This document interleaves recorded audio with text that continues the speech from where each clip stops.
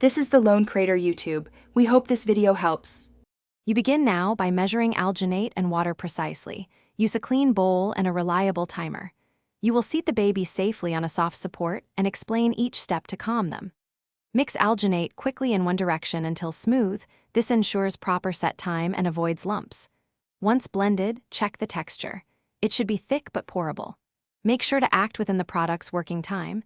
Speed here determines a crisp, complete impression. Now you mix the casting plaster to the manufacturer's ratio, aiming for a lump-free slurry. You want a pourable but stable mixture. Slowly pour into the alginate mold from one corner while tilting to let the plaster flow and expel air.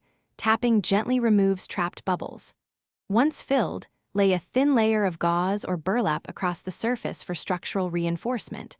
This prevents cracks and gives better handling. Allow full cure undisturbed, so detail and strength develop uniformly. To finish, you carefully peel the alginate away, supporting fine features like fingers and toes so the cast doesn't crack. Take your time and work from edges toward the center.